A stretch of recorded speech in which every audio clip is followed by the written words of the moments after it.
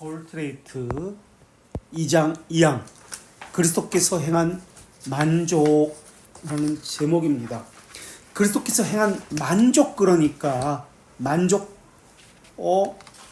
보속, 로마 가톨릭의 보속, 그걸 말하는 거 아닙니까? 아닙니다. 보속이라는 말은 물론 만족이라는 말입니다. 기독교 강요 3, 4장 16항에서 27항에 보속에 대해서 설명합니다. 이 보속은 만족이란 말인데 죄들의 고백과 관련되어집니다. 그래서 죄들의 고백과 관련되어지기 때문에 3, 4장 1항에서 15항에서 먼저 고백이 무엇인지를 이야기하고 16항에서 17항까지 3, 4장 여기서 보속에 대해서 이야기합니다. 고백을 먼저 다루고 보속을 그 다음에 다룬다. 그래서 고백과 보속이 이어집니다. 로마 가톨릭은 회개를 세 가지 것으로 이야기합니다. 뭐죠? 혹시 기억나세요? 예? 통해. 우는 거예요. 심정의 통해. 울어라. 또 심정의 통해 첫 번째, 또 보속. 예. 행위, 보속, 만족하라. 만족하라. 행위의 보속. 행위를 통해서 평안을 누려라. 만족하라. 그 다음 또 고해성사, 입술의 고백, 고해성사, 이 세 가지 것이 로마 가톨릭의 회개입니다. 세 가지 것. 이 세 가지 것을 칼빈은 거짓 회개다라고 이야기합니다. 로마 가톨릭은 이 세 가지 회개를 죄들의 용서에 대한 증거다라고 합니다. 너가 죄가 용서받았어. 바로 이것 때문에 우는 것, 통해서 우는 것 때문에 네가 죄가 용서받았다는 증거야. 그게 너 고백했잖아. 비밀적인 고백을 했잖아. 입술의 고백, 고해성사했기 때문에 너는 죄들의 용서만 받았어. 넌 행위로 이것을 만족시켰어. 선행으로써 이렇게 나오는 거예요. 그렇다면 우리는 뭐라고 이야기할까요? 무엇을 가지고 죄들의 용서를 받았다라고 이야기하나요? 죄들의 용서. 죄들의 용서. 우선 죄들의 용서라는 단어부터 볼까요? 죄들의 용서는 무엇에 대한 측면이죠? 죄들의 사면과 죄들의 용서. 죄의 사면은 하나님 측면이다. 그리고 이것은 선언적 측면입니다. 하나님 측면. 그죠? 하나님께서 선언하신 거죠. 죄들의 사면, 선언적 측면, 하나님 측면이다. 죄들의 용서는 우리 측면이고 우리가 바라보는 측면이고요. 또 수동적 측면입니다. 수동적 측면. 하나님 입장에서 설명하는 것이 사면이다. 근데 어떨 때 사면한다? 죄들을 사면한다. 어떨 때? 이 세 가지 것. 울 때. 입술로 고해성사할 때. 행위로 선행을 행할 때.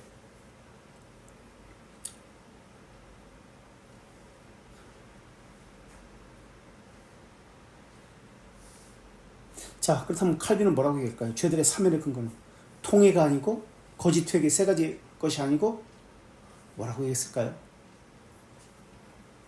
죄들의 용서의 근거가 회개가 아니고, 그럼 회개는 뭐예요? 죄들의 용서의 근거가 아니고 세 가지 회개는 죄들의 용서의 근거가 아니고 회개는 뭐예요? 결과예요. 그럼 근거는 뭐예요? 그런데 로마 가톨릭은 이것을 근거라고 얘기합니다. 우리는 결과라고 얘기합니다.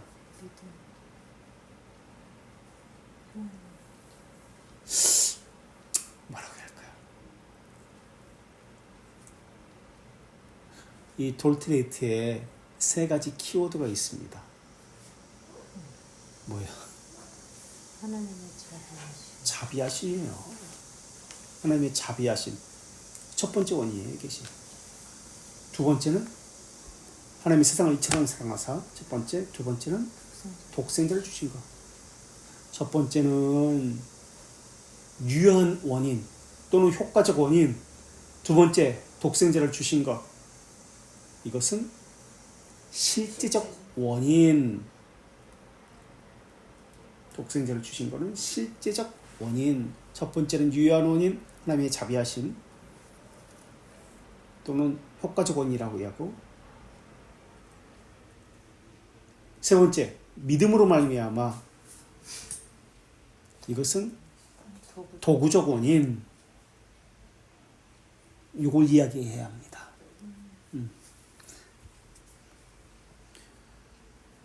죄들의 용서의 근거는 첫 번째 하나님의 자비하시며, 두 번째는 독생자를 주신 그리스도의 죽으심이요, 세 번째는 믿음으로 말미암아입니다.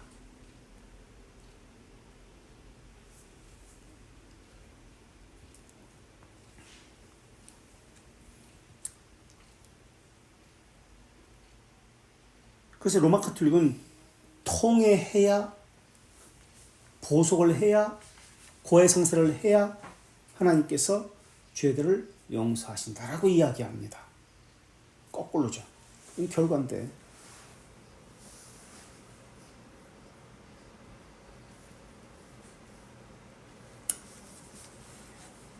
마가복음 1장 44절 한번 좀 읽어보세요.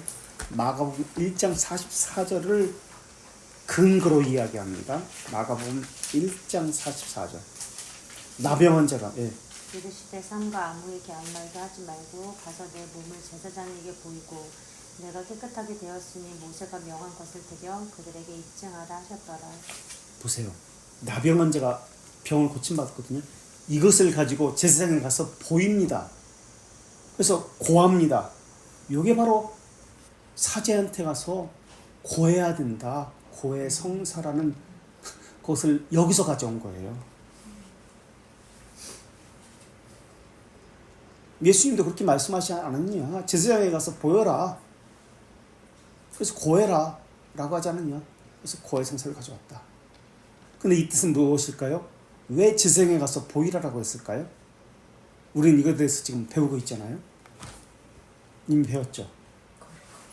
왜? 정결과 부정에 대해서 판단하는 자가 제사장입니다.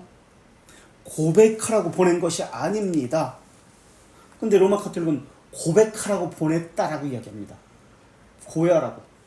예수님이 보내신 이유는 고백이 아니라 질병의 상태를 파악하기 위해서. 제사장은 부정과 정함을 판결을 내는 사람입니다. 나병인지 아닌지 판단하는 것이 제사장입니다. 그래서 제사장은 이것을 보고서 나병이다, 그럼 부정한다, 나병이 아니다, 정하다, 판결을 내려주는 사람입니다. 그런데 로마 가톨릭은 이것을 가지고 사제에게 고백하도록 법령으로 정해버립니다. 그리고 로마 가톨릭은 죄를, 우리 주기도문에서 주기도문 찬송 있잖아요. 큰 죄, 그 찬송 있죠. 큰 죄를 다 용서하시고.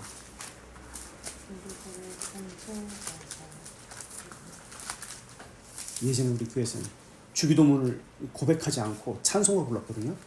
그때는 처음에 오시기 전에.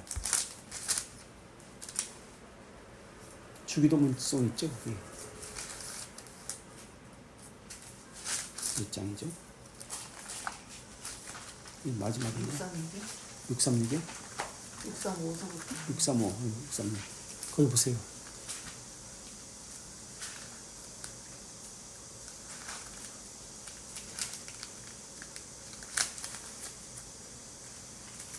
안 나와요, 잘? 안 나오고.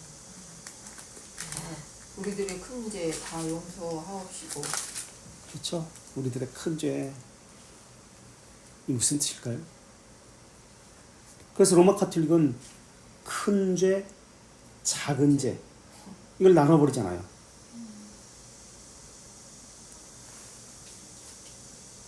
여기서 큰 죄는 뭐 얘기해요?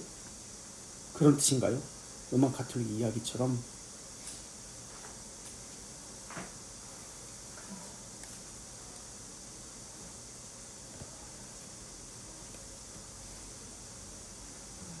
여기서 큰 죄는 죄가 크다는 뜻이지 작은 죄, 큰 죄, 잎사귀 죄 이런 뜻이 아니에요. 가지가 있고 나무가 있고 잎사귀가 있다 이런 개념이 아니에요. 근데 로마 같은 경우는 그렇게 얘기해요. 죄가 크다라는 것을 이야기해요. 죄 자체가 크다는 것을 이야기하지 작은 죄, 큰 죄. 그럼 작은 죄는 용서할 필요가 없고 큰 죄만 용서하고 지금 그런 개념으로 지금 사용하고 있어요.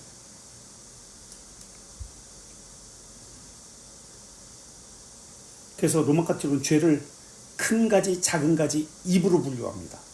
큰 가지, 작은 가지, 입. 큰 죄, 작은 죄, 경미한 죄 이런 식으로 분류하죠.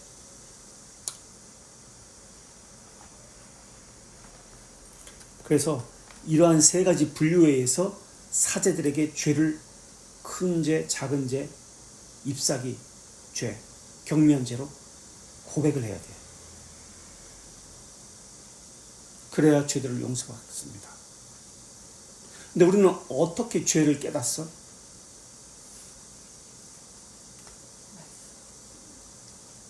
우리는 어떻게 죄를 깨닫죠?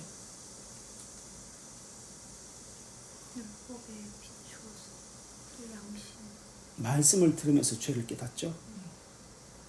성령께서 말씀을 통해서 죄를 드러내시고 깨닫게 하십니다. 성령께서 하시는 것이죠. 근데 로마 가톨릭은 사제가 합니다. 그것을. 그것은 죄다 아니다. 우리가 억지로 찾아내는 것이 아닙니다. 로마 가톨릭은 사람이 억지로 찾아내는 겁니다. 우리는 성령께서 말씀과 함께 이 죄를 깨닫게 하시고 드러내시는 겁니다. 그런데 교회마다 죄를 자기가 찾아내라고 그렇게 부추깁니다. 자기가 찾아야 돼요. 죄를. 그래가지고 사순절 기간에 특히 죄를 써가지고 십자가에 못 박아. 아니면 불에 태운다든지 종이에 써. 큰 죄, 작은 죄. 그럼 거기서 생각나지 않은 죄는 그럼 어떻게 되는 거예요? 우리가 아무리 찾아낸다고 해도 다 찾아낼 수 있는 게 아니에요. 그런 측면에서 완전한 고백은 있을 수가 없는데도 그들은 그렇게 하고 있습니다. 보속이라는 것은 만족이라는 뜻인데 죄를 용서받았다는 만족함, 확신을 이야기합니다. 그럼 만족을 얻기 위해서, 이제 보속을 얻기 위해서 어떻게 양심의 평안을 느끼게 할 것인가, 이것을 건드리는 거예요. 그래서 프로그램을 가지고 자기 입술의 고백을 가지고 양심의 평안을 느끼게 하도록 만들겠다라는 거예요. 교회마다 그렇게 하고 있잖아요. 양심의 평안을 느끼게 하기 위해서 죄를 종이에 써가지고 불로 태우는 거야. 십자가에 못 해놓고 못을 종이를 쪽지를 꽂아 놓는 거예요. 못 박는다고. 로마 카톨릭은 행위의 공로로 죄악이 보상되고 공의에 대한 보석이 이루어진다고 가르칩니다. 그러나 우리는 그렇게 가르치지 않습니다. 아까도 얘기했지만 1원인, 2원인 그리스도의 이름으로 하나님의 자비하심으로 무상적 자비하심으로 믿음으로 죄 용서함을 받습니다 라고 합니다. 그리스도의 이름이다, 그리스도의 이름으로 라는 의미는 그리스도께서 행하신 만족이라고 제목이 나오잖아요. 그리스도께서 행하셨다라는 의미는 어떤 의미냐면 우리 자신의 어떤 것도 가지고 오지 말라라는 뜻입니다. 우리의 의는 전혀 없다. 우리의 공로는 전혀 없다. 그리스도께서 행하신 것만 가지고 라는 뜻입니다.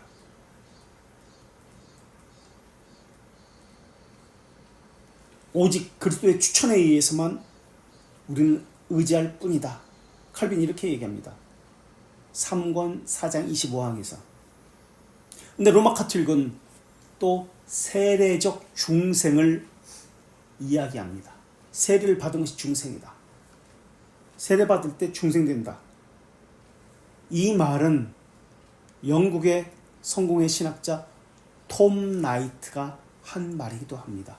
톰 나이트 들어본 적 있어요? 한국에서 많이 이 사람 이야기하는데 톰 나이트. 책 많더라고요. 네, 책도 엄청 많고요. 톰 나이트 한 말입니다. 자, 그런데 돌트레이트 2장 2항에서 지금 우리가 살펴볼 이 조항에서 뭐라고 하느냐, 그리스도께서 행한 만족이라는 주제로 우리 자신으로 그 만족을 이룰 수 없습니다 라고 나옵니다. 우리 것으로는 그 만족을 이룰 수 없습니다. 울어도 안 되고 사제 앞에 가서 고해해도 안 되고 선행으로 보숙해도 안 됩니다. 우리의 의로는 안 됩니다. 그리스도께서 행하셔야만 합니다. 오직 그리스도입니다 라고 지금 이야기합니다.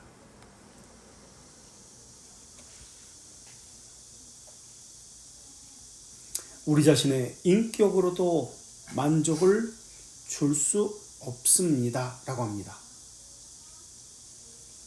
이번에는 우리가 하이델베르크 13문으로 들어가 볼게요. 101페이지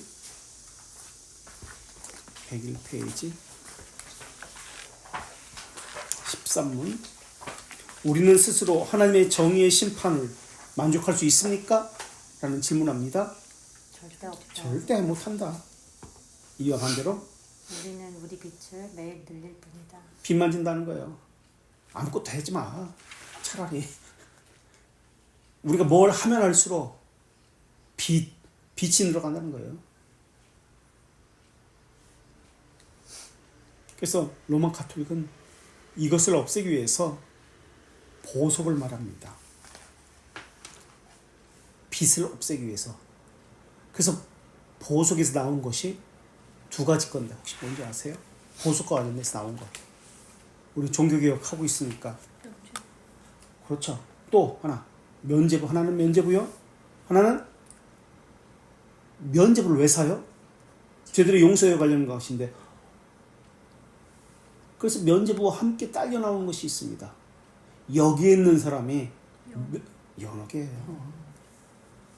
연옥과 면죄부.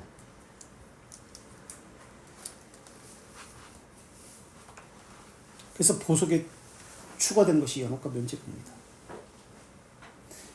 예수 그리스도의 공로를 성도에게 적용시키는 분이 누구시죠?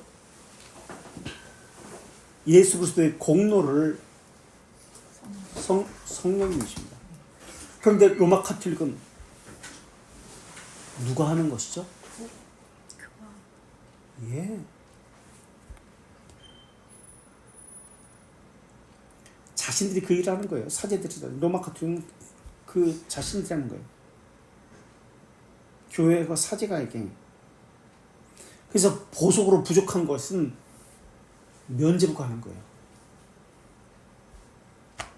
그래서 면죄부로 그리스도와 순교자들의 공로가 있는데 이것을 교회가 배분해서 나눠주는 거예요.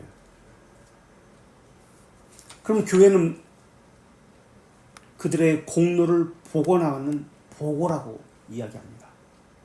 그리스도의 공로, 순교자들, 사도들의 공로, 잉여 공로, 이것을 보관하고 있는 보고가 교회라고 얘기합니다. 그 분배권을 누가 가지고 있느냐? 로마 가톨릭 교황이 가지고 있습니다. 그래서 교황은 그 분배권을 가지고 그 공로를, 잉여 공로를, 남은 공로를 직접 분배하기도 하고, 아니면 분배권을 교황을 대리할 수 있는 대리자에게 나누어서 그 대리자가 나누어주기도 합니다. 그래서 한 사람당 100일 발행할 수 있습니다.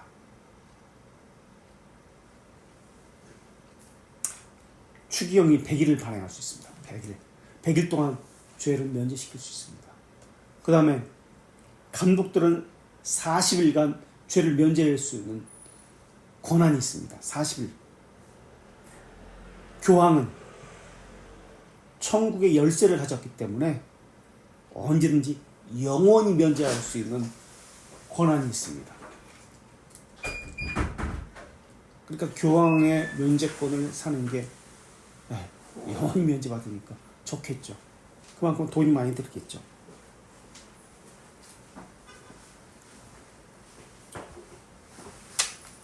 그래서 면죄부는 성화가 불충분할 때 필요한 것입니다. 그럼 로마 카톨릭도 성경에서 이런 보속의 문제를 성경에서 가지고 왔는데 근거 구절이 아까는 고해를 말했던 근거 구절을 얘기했다면 이번에는 그리스도의 남은 고난 골로새서 1장 24절의 말씀을 근거로 보속을 이야기합니다. 골로새 1장 24절 한번 읽어주실래요? 이게 정말 보속의 근거 구절이 될 수 있는지, 보속의 그리스도의 만족의 근거 구절이 될 수 있는지. 골로새서 1장 24절.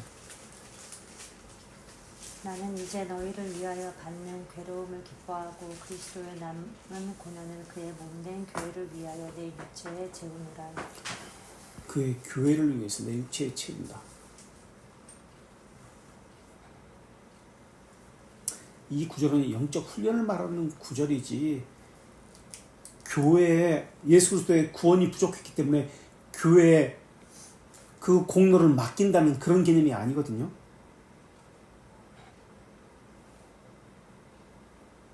근데 로마 카톨릭은 그리스도의 구원이 불충분한 것처럼 완성되지 않은 것처럼 이야기합니다. 이것을 이야기하는 사람들이 누구죠? 불충분하다. 지금 우리는 돌테스 2장 2절에서 완전한 만족을 준다. 그리스도의 공로만으로 이루어진다. 라고 하는데 로마 카톨릭은 물론 그런 말 하지 않습니다. 불충분하다, 불완전하다 말을 하지 않습니다. 그런데 불완전한 것처럼 충분한 것처럼 다른 것을 덧붙였습니다. 그런데 명확하게 불충분하다, 불완전하다라고 말하는 사람들이 있는데 5, 6 한번 보세요. 돌트레이트 2장 5, 6, 1, 2, 5 우리가 지난 시간에 살핀 건데요. 5 보실래요? 5 그럼 5, 6, 5 돌트레이트 2장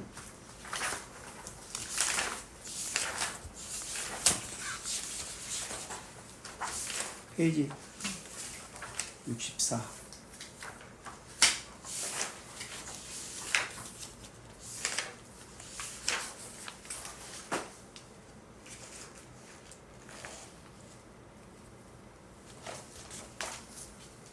그랬던 자들이 가르치는 것은 모든 자가 화해의 상태에 되고 언약의 은혜에 들어가기 때문에 누구도 원죄로 인해 정죄를 받을 필요가 없습니다.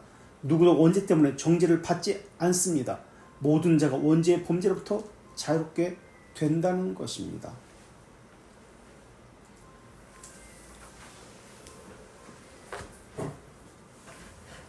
원죄를 받을 필요가 없다라고 이야기하죠.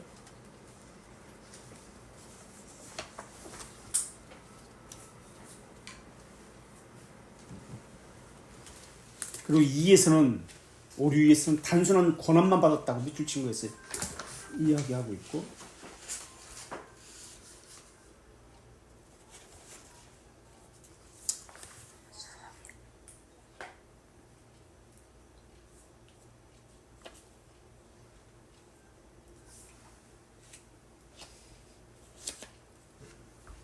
자, 남은 고난이란 의미는 그리스도는 단번에 고난을 받으셨지만 그리스도인들은 날마다 고난당한다는 의미입니다. 그게 그리스도의 남은 고난이라는 뜻이에요. 훈련을 받는다는 뜻이에요. 이게 보석의 근거 구절이 아니고 교회를 위해서 고난받는다 할 때 교회를 위해서라는 것은 교회를 세움과 전진과 견고함을 말하는 단어입니다. 다른 지체를 위해서 당하는 고난으로 이해해야 합니다.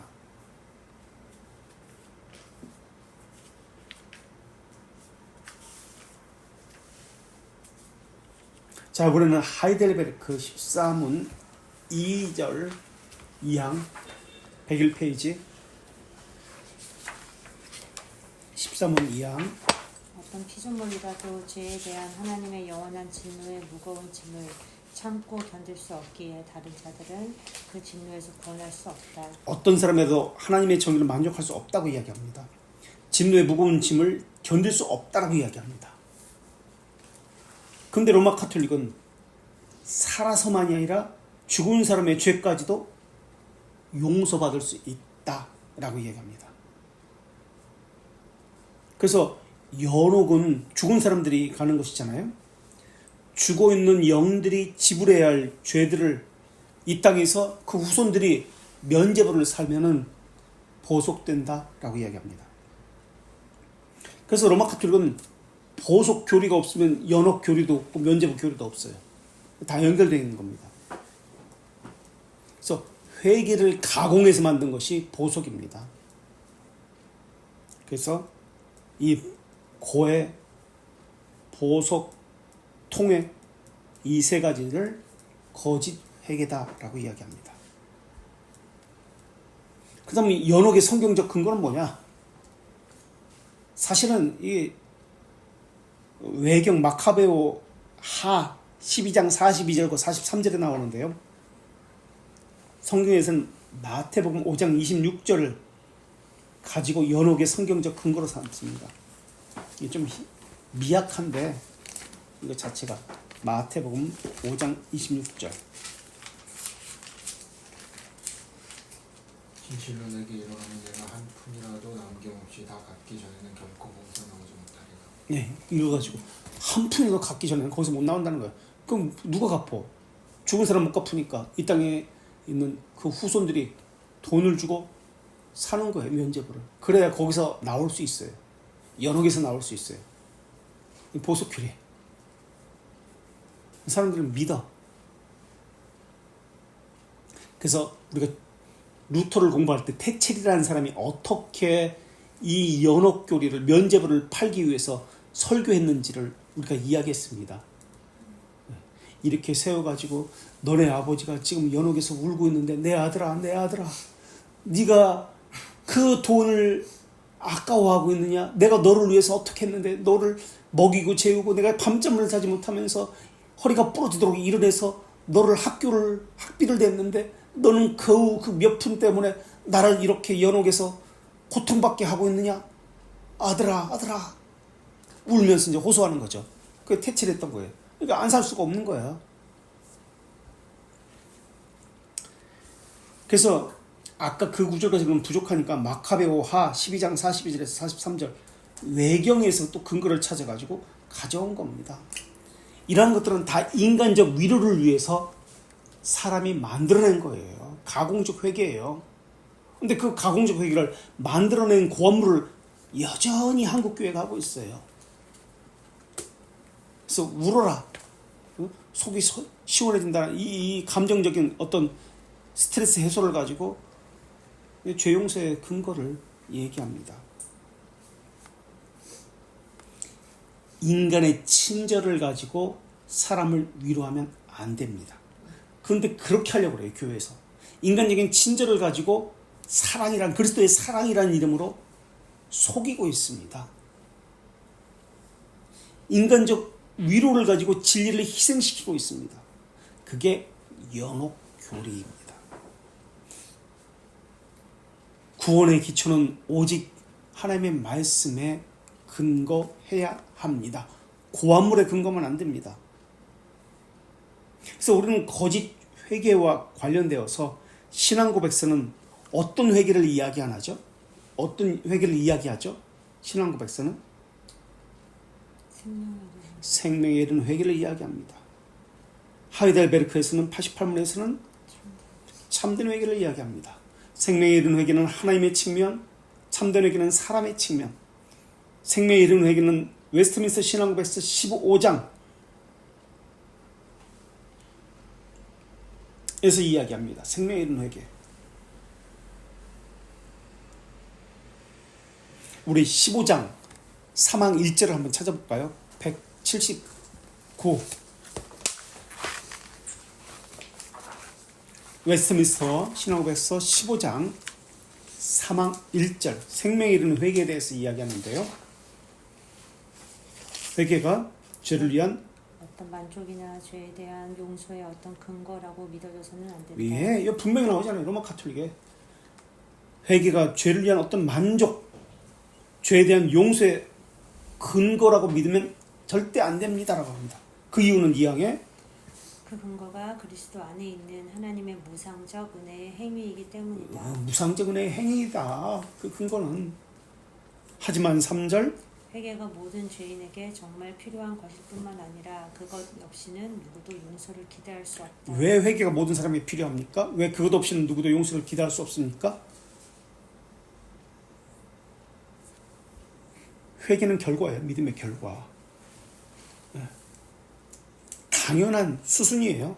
회개는 믿음이 있다면 회개의 삶을 삽니다. 그래서 회개가 있는 것을 보고 믿음이 있구나라는 것을 확인할 수 있습니다.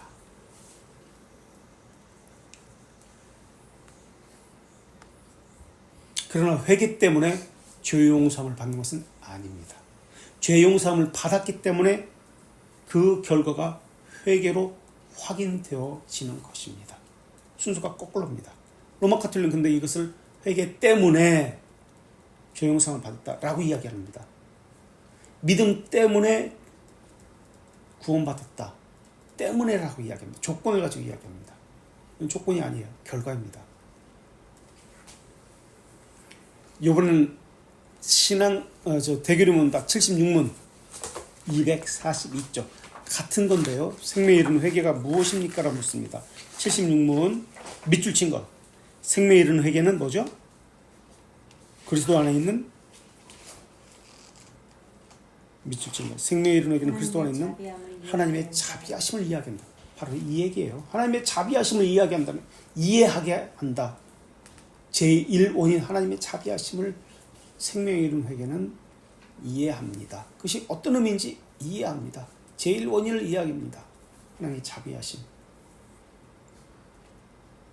그래서 이런 자는 사망에 죄들에 대해 심히 슬퍼하고 자신의 죄들에 대해서 심히 슬퍼하고 징후합니다 라고 나옵니다.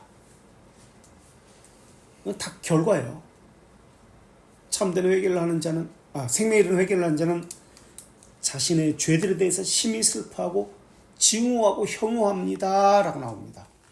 그 다음은 또 사람의 측면 하이델베르크 88문 131페이지가 있는데요. 여기는 참된 회개가 나옵니다.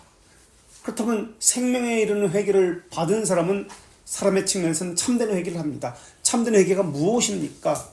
라고 나옵니다. 참된 회개는 뭐죠? 우리 안 쳐다봐도 알잖아요. 이거. 옛사람 죽이기와 새사람 살리기입니다.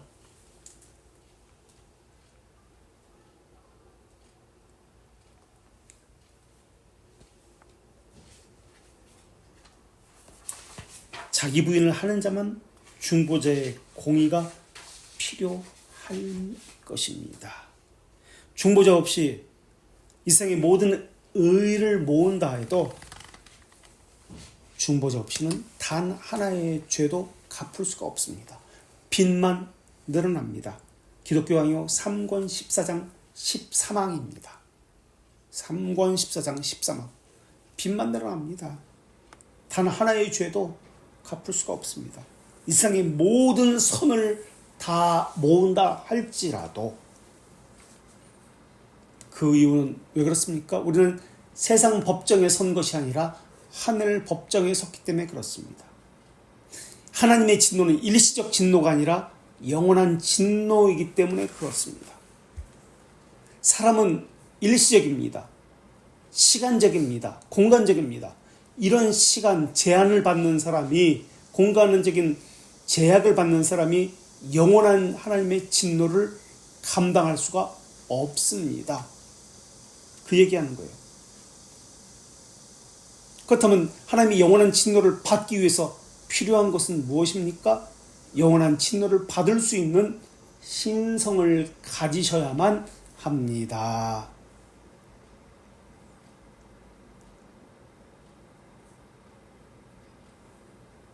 하나님의 진노는 형벌적 진노가 있고요. 교정적 징벌이 있습니다. 하나님의 진노는 형벌적인 진노, 첫째. 그리고 두 번째, 교정적 진노가 있습니다. 또는 징벌이 있습니다. 교정적인. 그러면 신자는 어떤 징벌일까요? 어떤 진노를 받을까요? 교정입니다. 교정적. 고치기 위해서요. 형벌적 진노가 아니에요.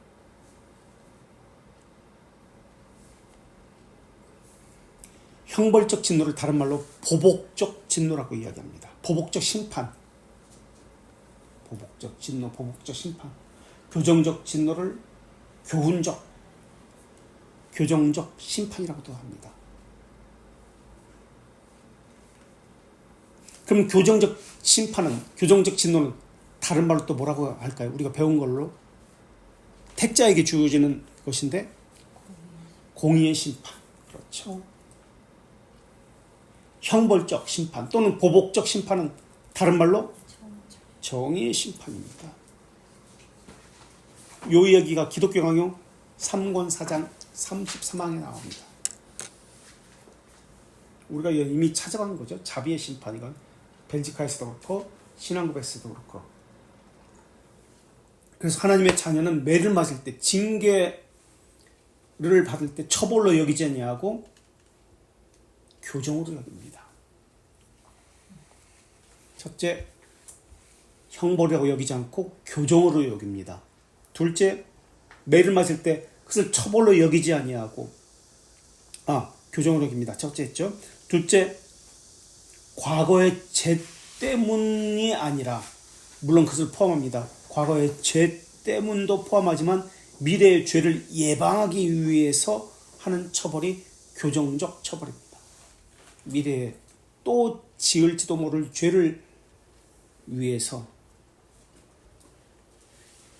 하는 처벌입니다. 그런데 율법에도 교훈적 측면이 있습니다. 그런데 문제는 하나님은 불신자를 살려주시고 오히려 흥왕하게 하시고 범죄도 간과하십니다. 그런데 택자에게는 너무 엄하게 처벌하시기도 합니다. 그래서 신자는 매우 견디기 힘든 시련과 고통일 수 있습니다. 왜 그렇게 하실까요?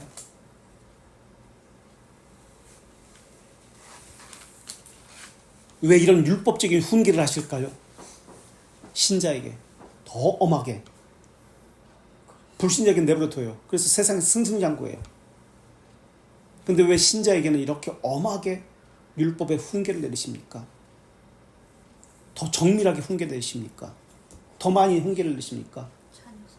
예? 자녀 삼으시면 정금같이 만들어서 거룩한 자녀 삼으시면. 예, 자녀이기 때문에. 그런데 그가 가는 길에서 돌이켜 구원이 있다는 것을 가르치게 하기 위해서, 구원의 길로 돌이키게 하기 위해서 더 엄하게 하시는 거예요. 그럼 불신자애들에게는 왜 징계하지 않습니까? 왜 간과하십니까? 오히려 신자에게 간과해야 되는 거 아닙니까? 근데 신자에게는 간과하지 않고 엄하게 하시고, 불신자는 더 엄하게 해야 되는데 간과하십니다. 내버려 두십니다. 그냥 자기 멋대로 하게 내버려 둬요. 왜요?